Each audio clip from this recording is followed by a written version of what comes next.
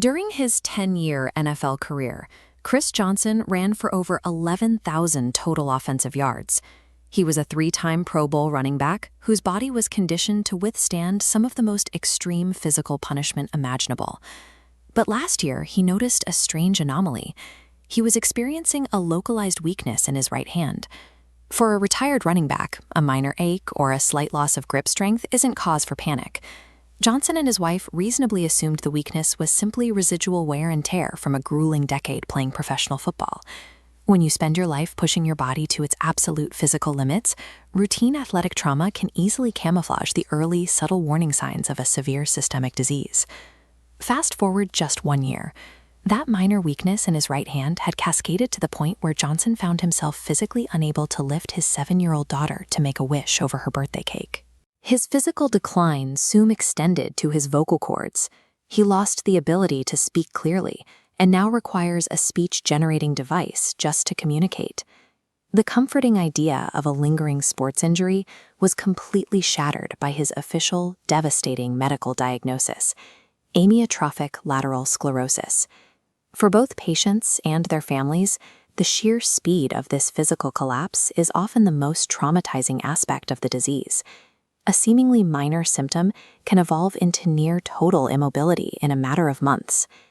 ALS is often referred to as Lou Gehrig's disease, named after the iconic baseball player whose career had ended in 1939. A healthy brain sends signals down the spinal cord, directing muscles to move. ALS aggressively destroys these exact nerve cells. Neural pathways break down, halting electrical signals. The brain remains active, but isolated muscles receive no instructions, wasting away from disuse. The visible failure of the muscles is the final result of a complete breakdown in the body's internal wiring. When confronted with a neurodegenerative decline this severe, there is a natural assumption that the patient must have inherited a genetic predisposition to it. Yet, Chris Johnson possesses absolutely zero family history of ALS. His doctors classified his condition as sporadic ALS. This data visualization illustrates the breakdown of how the disease originates. It shows an overwhelming disparity. Roughly 90% of all cases fall under the sporadic category, meaning they occur randomly, while only a small fraction are actually tied to inherited genetics. That statistical reality makes the disease so unpredictable.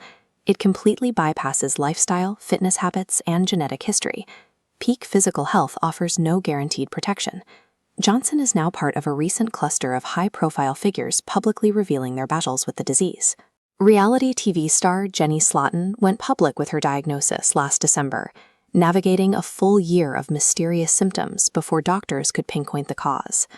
Actor Eric Dane experienced an even more accelerated timeline. He announced his diagnosis in April 2025 and passed away less than 10 months later. These wildly varying timelines, affecting people with entirely different backgrounds and careers, underscore how indiscriminately the disease chooses its targets. Because the disease strips away physical autonomy so quickly, many patients initially try to hide their diagnosis. They retreat from the public eye to cope with the overwhelming emotional toll in private. Johnson recognized that initial shock, but ultimately arrived at a blunt binary. You can either give up, or you can choose to fight. Opting to fight requires public disclosure. Reaching out openly generates the attention and resources urgently needed to fund clinical trials, experimental treatments, and meaningful lifestyle interventions.